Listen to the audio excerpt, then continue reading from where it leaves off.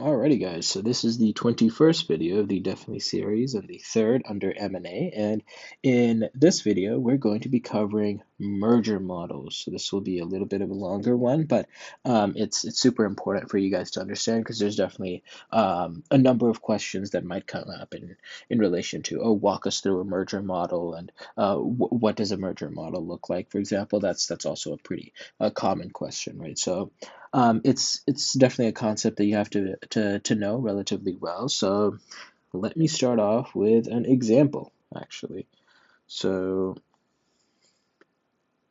let's actually do it on the bottom half of this page. Okay, so let's go back to my farm of the goji berries and my neighbor's farm of blueberries. Right? So if we remember, let's give myself a little bit more. Right, on my goji berry farm, I am able to grow 10 goji berries, right? And on my neighbor's farm, he grows blueberries, and he's also able to grow um, 10 blueberries, right?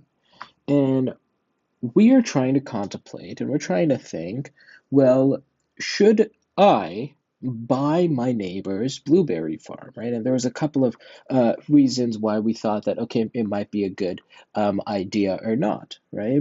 But let's be really, really methodical about it and let's try to actually go through like a step-by-step process around, well, should I buy my neighbor's blueberry farm? Is it advantageous to me, right? So the first thing that you're really going to do is look at how much money is my goji berry farm making, right?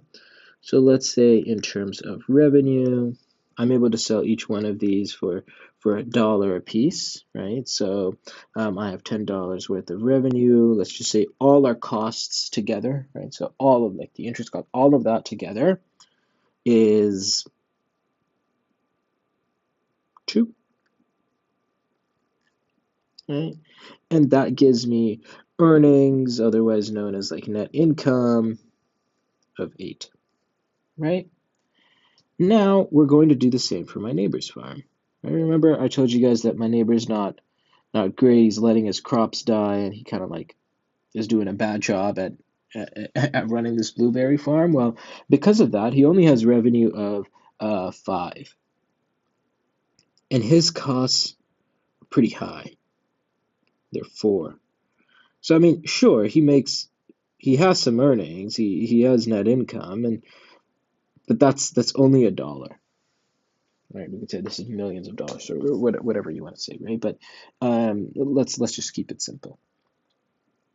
So if I wanted to do this for companies, let's say that this is Apple and this is some other like tech company, some large tech company, isn't this the first thing that we would do either way? Whether it's Goji Berries and Blueberries or any other two companies, well, the first thing that we did naturally is, well, we looked at like what are our income statements looking at like, right? What are our financial statements looking like? Oops, right? So the first step of building out a merger model is to build out, oops,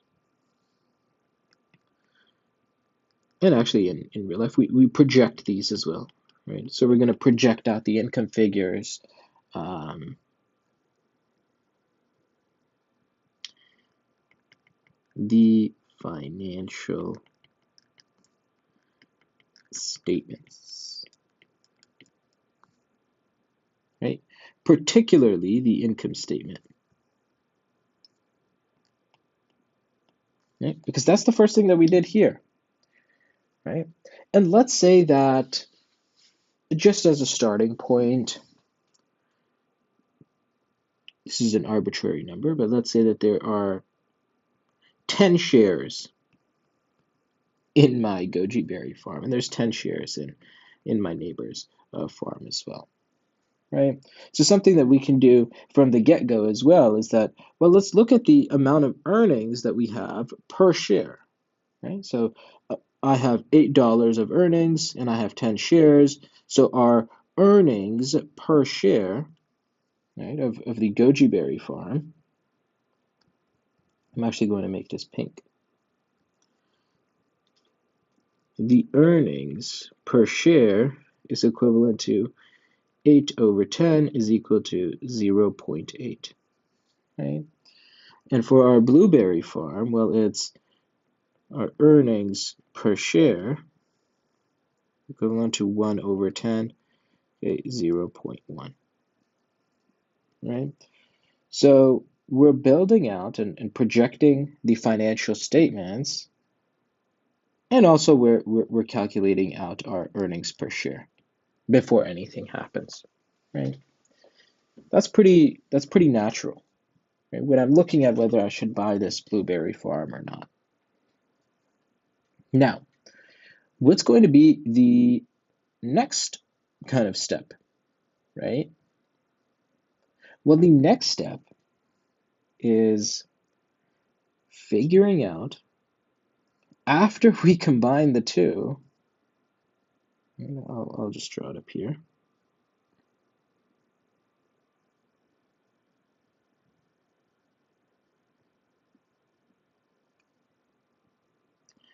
Right? After I've combined the two, how much in costs am I going to save? Right? Remember, he was paying his kids like $1,000, and he was doing all these things. He had an accountant that he was overpaying, all that. Well, how much in costs are we going to save? And how much in revenue are we going to get, right, by combining the two, right? And remember we said that goji berries and blueberries, they're synergistic, right? They're symbiotic, meaning that if I could normally grow, oops, 1, 2, 3, 4, 5, 6, 7, 8, 9, 10 goji berries, well, and I could grow 1, 2, 3, 4, 5, 6, 7, 8, 9, 10 blueberries. Well, now that we've put them together, I can actually grow more goji berries and I can actually grow more blueberries, right? So the next step to our calculations on figuring out whether or not I should do this is seeing whether or not I'm able to save on costs and how much is that saving, and whether or not I'm able to get more revenue by combining these two farms or these two companies, right? And the answer here is actually pretty simple, right? So this is a step one. Let's put a dotted line. This is step two, right? Well, we know that each one of our berries, blueberry or goji berry, sells for $1, right? So now we're able to generate, how many dots have I put here? 28, right? So together we're able to generate 28, right? And before it was 15 in revenue that we were able to generate, right? So the before it was 15, the new is 28. So that means that we're able to capture $13 more in new revenue, right?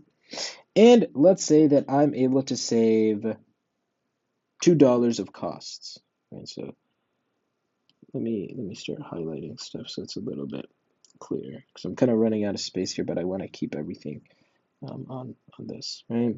And let's say, okay, I had $2 of cost for running my farm, my neighbor had $4 of costs running his farm, but he was overpaying people, and he was overpaying like for other stuff as well. So I think that it's just double the size, right? It's 10 shares and 10 shares. So if I sorry, I have to sneeze. Ooh, sorry guys. Another one might come, but hopefully not.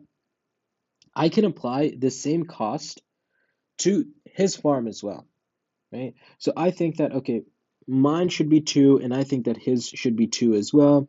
So overall, the costs for both, so the new cost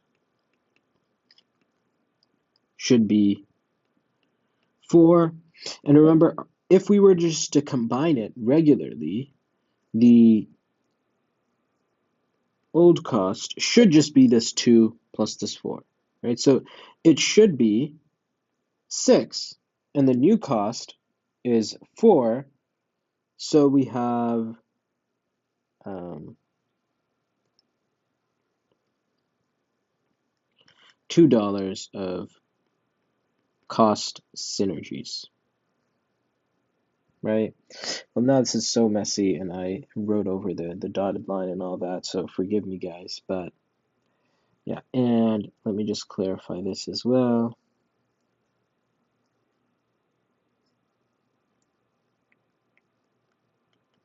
Revenue synergy of 13, right? So let's recap really quickly, right? Our first step is we built out the financial statements of each one of the two companies, otherwise the two farms. The second step is we figured out, well, how much in synergies are we able to capture, right? And we recognize that, okay, well, we can apply the same amount of cost that I have for my farm to his farm, right? So we're going to have a total of $4 of cost. The old cost should have been six, right, if we just combined the cost. So we're saving $2 on costs. And when it comes to our revenue, well, we if we just combine the revenue figures, it would be my $10 of revenue plus his $5 of revenue.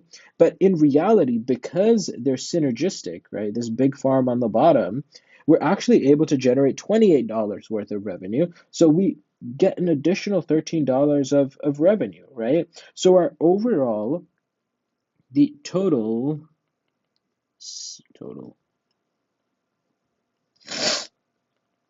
synergy amount is 13 plus 2, which is 15, right? And that feels really natural, right? We did the financial statements. Now we're trying to figure out, okay, how much more money am I going to have by owning this like combined company, right? So that's what we do in normal companies too. We estimate these synergies.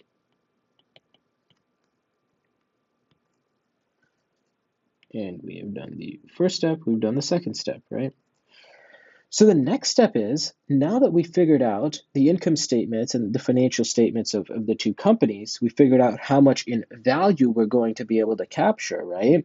Well, now we need to figure out how can we afford this? Like, what's the cost of actually doing this, right? And there's a couple of ways that I want you to think about costs, right? The first is, I mean, if we have cash on hand, that's great, right? Because our cash is probably earning like 4% in some high yield savings account, right? We're not actually making that much, right, on our cash, right? The second is that we could raise debt, right? We can go to a bank and we can get some loan, right? We're probably gonna have to pay the bank like 6% on it, right? Which kind of sucks, right? But at the end of the day, we're able to raise debt, and if it makes sense, right, we can take out a loan and purchase the blueberry farm, right? And then the other idea is that we can sell our equity, right? We can kind of partner up with someone and say that, hey, be my partner in this deal, and we can kind of combine these two uh, farms and make something greater, right? So that's the next thing, right? How can we afford this? And let's say that for this, we're going to take a loan and we have some cash on hand, right? So let's go back to this example, right? And if we had not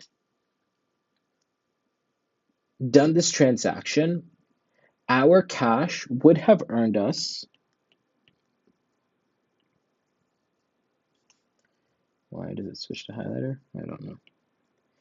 It would have earned us $1 in interest, right? Let's say that we don't go forward with this transaction, we just let the cash sit in the bank. Well, we would have earned $1 on it. But we decided to go through with this transaction, so the indirect cost of doing this is that we are no longer getting this dollar of interest, right? Let's say that we also took a loan for this transaction, or we're trying to figure out, okay, the loan amount and all of that, and we determined that, well, this is going to cost us $2 in interest, right? If we go through with this transaction, we're going to lose $1 in terms of the interest that we're going to, in terms of the interest that we are going to make on our cash, and we're going to lose $2 because we're going to pay an interest expense, right? And let's say that we actually needed to sell our equity as well. So we also are going to have to issue some new shares. Let's say that we're going to have to issue 3 shares here, right? So let's recap really quickly, right? We're thinking about acquiring this blueberry farm, putting them together. We recognize that we're going to get $15 in the amount of synergies if we put the two companies together. However, we're going to have to pay $1 in our foregone interest on the cash that we could have made. We're going to have to pay $2 of interest to the bank. And also, even despite that, we're going to have to sell shares of our goji berry farm, right? So we're no longer going to keep all 10 shares. We're going to actually have to sell 3 of these shares, or not sell 3 of those shares. Sorry, we're going to have to issue 3 more shares, right, in order for us to afford this, right? So we're giving someone else 3 new shares to join um, our funds together and go through this transaction, right? So that's step 3, right? Hopefully that makes sense, right? We figured out, okay, what is our income statement for each one of these two? Well, now when we combine them, what is the benefit? And now we're talking about what is the cost, right? So we kind of looked at the benefit, now we looked at the costs, right? So the third one is essentially figuring out, how are we going to afford this? So this is what we call our sources and uses of funds, right? Where are these funds going to be sourced from, and how is it going to be used, right? That's all we did. Now we're moving on to combining the income statement, right? Well, we have the costs here, and we have the income statements of each. Well, all we have to do is combine the income statements, right? Take into account all of our other items. So we know that I'm gonna write, I'm gonna color code the items so it's clear. Sorry guys, I'm a little like sick, I guess.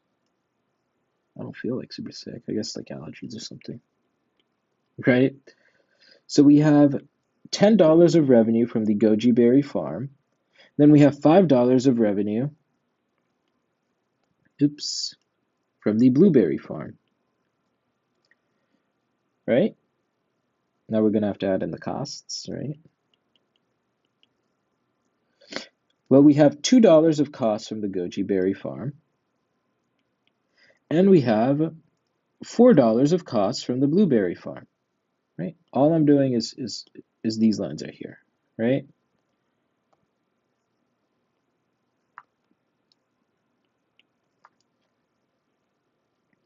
Right? So if we were to just combine this, right, what does that give us in terms of our earnings? Well, that gives us 15 plus 6, minus, I'm really out of it today, huh? 15 minus 6 gives us 9, right? However, this isn't actually the reality because we just calculated out different costs associated with this transaction and different benefits or synergies for going through with this transaction, right? So this isn't actually going to be perfectly correct. So let's actually adjust this, right? Because we recognize that we're going to have $13 in additional revenue up here. So let's add that in. And we also recognize that we're going to have $2 less in costs, right?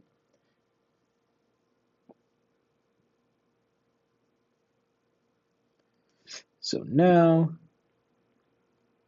this gives us 28, and this gives us 4, right? So after synergies, it is not 9, it is actually 28 minus 4, which is equal to 24,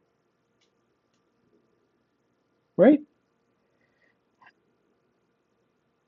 However, we have not yet taken into account some additional costs, right? We've taken into account the synergies now, but we haven't taken into account the costs of actually affording this, right? So we're going to further subtract from here the $1 of foregone interest. We're going to further subtract the $2 of debt that we had to raise for this. And I'll talk about the new shares here as well, right? But for now, in terms of cash, right, we lost the $1 in cash. We lost the $2 in the interest expense of the debt, right? So in reality, our adjusted earnings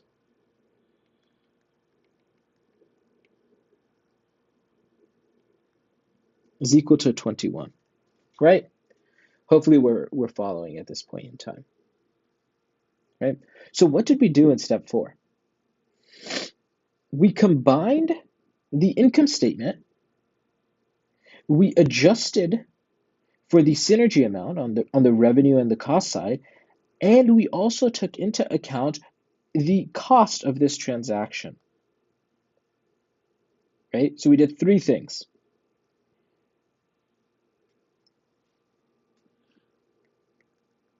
So we combined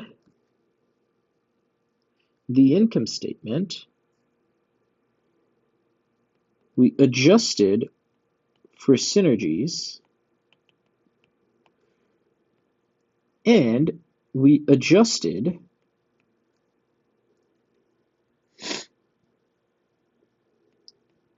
for the cost of transaction, right? Hopefully that's clear. So let's recap really quickly. The first step, we built the income statement for each. The second step, we looked at what the revenue and the cost synergies are. The third step is, how are we going to finance this? How are we going to afford this? Well, what is it going to cost us? It's going to cost us some foregone interest on cash, some debt interest expense, and we're going to have to issue new shares, and that's going to come up. And then lastly, we put it together here. So we get our new adjusted earnings, right? Now the last step, I want to give myself a check mark here,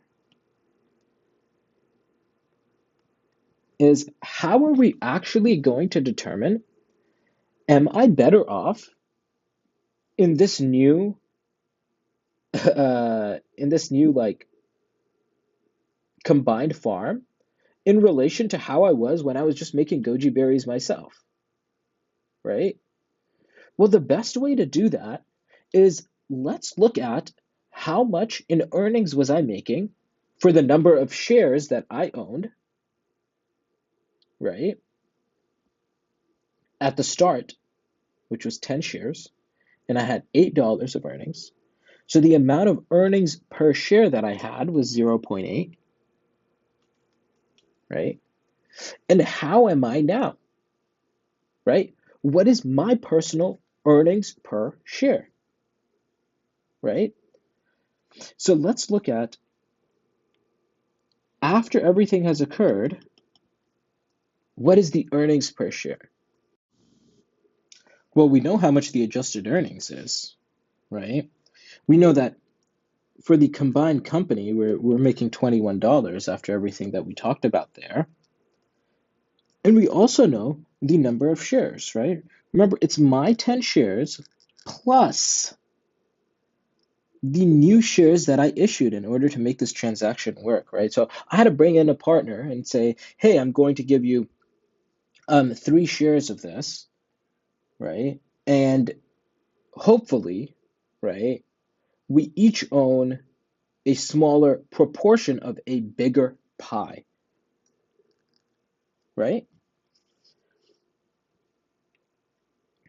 And I'm going to write the just the goji berry farm that I was running myself down here.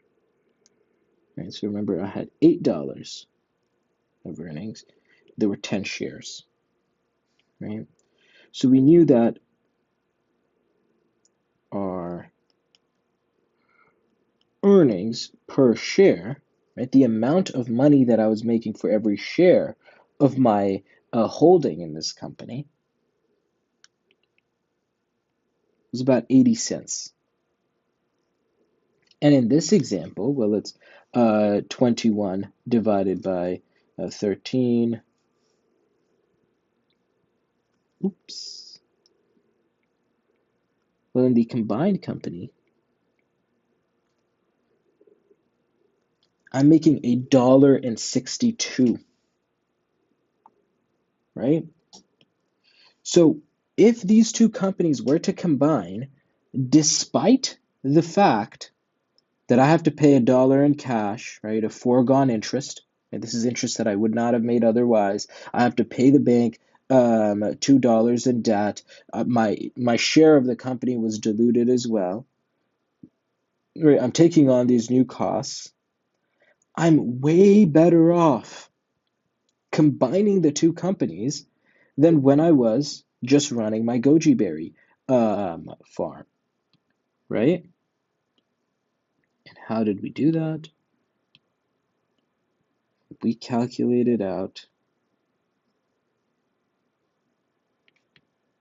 the new, and sometimes this is called the pro forma, meaning the after formation, right? The pro forma earnings per share, right? This is the amount of earnings that I'm making on a per share basis, right? And this is how much earnings that I had before on a per share basis, right? So if I'm looking at it as a shareholder, well, how much of the earnings are attributable to me? Before, 80 cents. Now, $1.62. So this makes me really happy, right? I would love to do this. So let's write that. So what did we do? We calculated the new earnings per share, right? And we actually have some terms here, right? Because the pro forma company, the combined company, their earnings per share, right, of the pro forma company is greater than the original. Actually, let me color code it, right? The pro forma earnings per share is greater than the original earnings per share. What we call this is accretive. This is a good thing, right? And if the pro forma earnings per share was less than, and it was less than the original earnings per share. So let's say that this was 50 cents, 0.50, and then this is what we call dilutive. This is a sad face. That wasn't sad enough. Really sad. A sad face, right? So we calculated the new earnings per share, right? Along with like the accretion dilution, right? And here's another thing. If I was to ask you how accretive or how dilutive is this transaction, right? Well, we know that this is accretive, right? But how are we going to figure out how accretive, right? Well, we know that we're sitting on 80 cents, right? And we multiplied 80 cents with something in order to figure out the after the pro forma earnings per share, right? When we're trying to figure out how much, right? We're trying to figure out by what are we multiplying our original earnings per share? What's the multiplier here, right? Algebraically, that's what you would do. So we would do x is equivalent to 1.62 over 0.8, right? And let me just crunch that. Gives us 2.025. And what does that mean? Well, let's convert this into a percentage, right? That means it's 2.025 minus 1, right? That gives us 1.025, right? And this means that it's 102.5% accretive.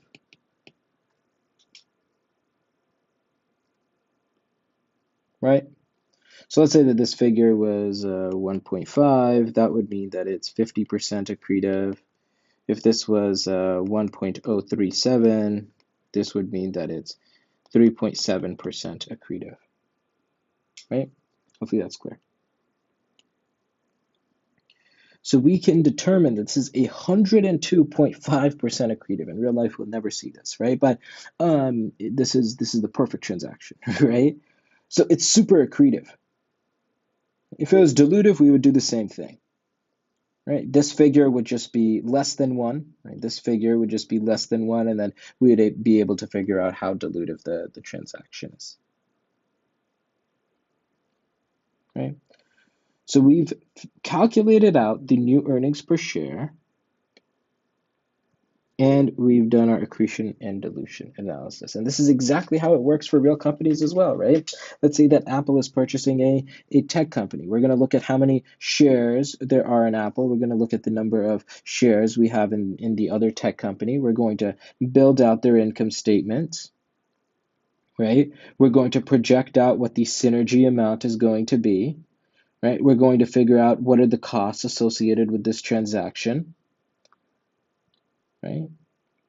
How much are we going to pay in the foregone interest on cash? How much are we going to pay on debt? What's going to be, how many shares are we going to have to issue for this transaction to go through? Then we're going to combine everything and get a new earnings number.